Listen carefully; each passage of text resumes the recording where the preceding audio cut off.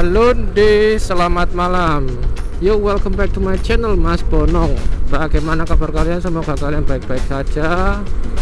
Dan ini sekarang pukul setengah 8 malam. Dan ini saya sudah OTW ke rumah. So guys, saya sok-sokan ngomong guys padahal wong Jawa. Jadi gini rek, mungkin pembahasan saya ini bakalan kayak out of topic from motorcycle gitu ya. Nah, tapi sebelum saya membahas, pastikan dulu ya, kalian subscribe channel ini dulu dan juga tekan tombol loncengnya supaya kalian mendapatkan notifikasi video terbaru dari channel Mas Bonong. Like video ini kalau kalian suka. Oke, so here we go. Nah, sebelum saya bahas, saya mau ngisi bensin dulu ya. Maaf loh rek, saya ngasih PHP kepada kalian. Ini ngerti rasanya di PHP ku piye. Iya, lo ya apa wong kira. Oke, belok kiri. Set. Yos, mari kita lanjutkan pembahasannya. Oke. Ini pembahasannya serius. Seriusnya seberapa sih? Serius seperti cintaku padamu. Iya. Waduh putus. Begini rek, jadi kurang lebih sekitar 1 bulan terakhir ini atau 2 bulan terakhir, ya lebih tepatnya dari awal bulan Januari, ketika saya nge-scroll di Instagram, di pencarian gitu ya, postingan-postingan tentang gender, tentang LGBTQ gitu ya, itu kok sering muncul di beranda saya. Aneh aja tiba-tiba muncul gitu loh. Secara nggak langsung ketika topik-topik seperti itu muncul di beranda saya tuh penasaran dan biasanya tuh ngelihat postingan itu kayak mereka ini mau campaign apa sih gitu kan. Dan juga feminism juga cukup sering keluar di beranda saya.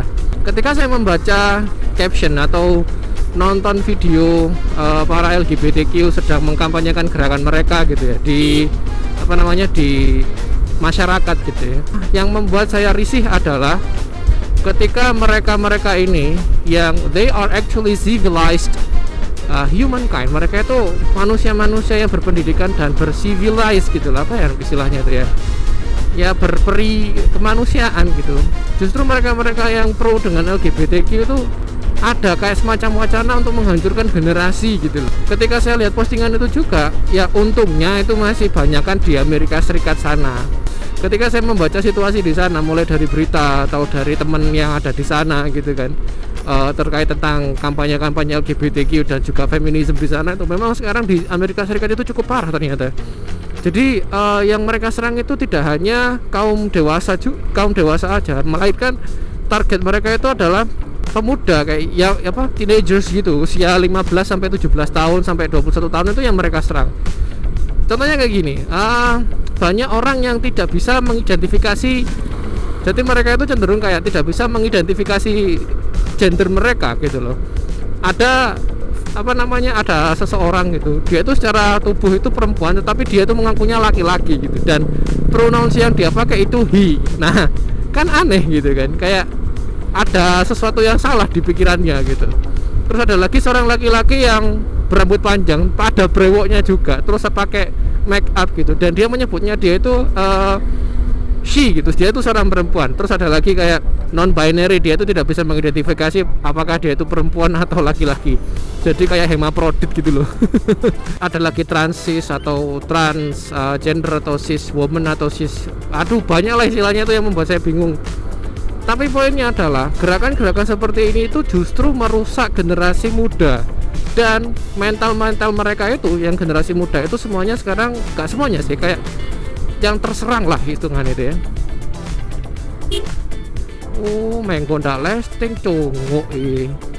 Dan generasi yang terserang itu, mereka mempunyai ideologi yang sangat kuat dan ideologinya itu salah gitu loh. Gimana yo? Mungkin nggak ini akan menyebar gitu? Ya sangat mungkin sekali. Pemahaman keliru itu sudah bakal menyebar juga. Dan menurut saya pemahamannya seperti ini adalah pemahaman yang radikal. Ini sangat bahaya sekali kalau misalkan menyebar sampai ke seluruh dunia. But believe it or not gitu ya, percaya atau enggak, sekarang tren kayak gini tuh di Amerika Serikat udah mulai menyebar cukup luas. Terus pertanyaan selanjutnya adalah apakah di Indonesia tidak ada seperti ini? Ada, tetapi tidak apa ya istilahnya, tidak terekspos, atau mungkin masih belum se-viral yang ada di Amerika Serikat. Mungkin ada juga gitu di beberapa daerah yang mereka itu bagian dari komunitas pelangi atau bagian dari komunitas LGBTQ yang secara sembunyi-sembunyi mungkin, atau di beberapa tempat atau waktu itu mereka berani terang-terangan I'm gay atau apa gitu kan. Ya justru ini yang harus diwaspadai. Ini adalah gerakan radikal yang nyata yang bisa merusak mental gitu. Saya sebagai seorang guru aja kayak merasa merasa bahasa Jawanya itu kayak miris, bukan bahasa Jawa, itu bahasa Indonesia itu. Saya merasa miris ketika melihat banyak guru yang ada di Amerika Serikat itu tuh justru mempromosikan gerakan LGBTQ, feminisme, dan juga gender identification atau apa gitu loh istilahnya, saya lupa itu guys. Yang dia itu nggak bisa menentukan gendernya. Nah justru mereka guru-guru di sana tuh banyak yang kayak gitu. Wah, jangan sampai ada guru di Indonesia tuh yang memiliki pola pikir yang sama seperti mereka. Jadi wahai para guru, wahai bapak ibu guru yang ada di Indonesia,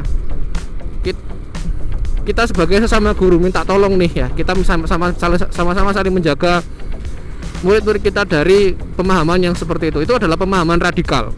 Serius lirek. LGBTQ, feminisme, dan juga gender tadi itu adalah pemahaman yang radikal. Terus bagaimana Pak menanggulanginya? Menanggulanginya itu gimana yo? Ya wis sering-sering aja kayak gitu, memantau perkembangan adik mungkin, atau memantau perkembangan anak atau siswa-siswi kita gitu. Kira-kira ada mengarah yang seperti itu enggak? Ada yang mau mengarah ke LGBTQ, feminisme atau sebarang kalirnya itu enggak? Kalau misalkan ada, ya kita harus konseling, kita harus melakukan pendekatan, baik itu secara psikologis atau secara praktis ya. Kalau misalkan saya bilang apa ya, ini mungkin bisa dikatakan akhir zaman juga gitu loh. Kalau akhir zaman itu pasti kayak golongannya kaum Sodom, kaumnya Nabi Lut itu bakal banyak yang bakal yang keluar gitu loh, banyak yang mengakui secara istilahnya itu ya, secara berani, aku gay, aku gini dan seterusnya. Itu bakal banyak yang keluar.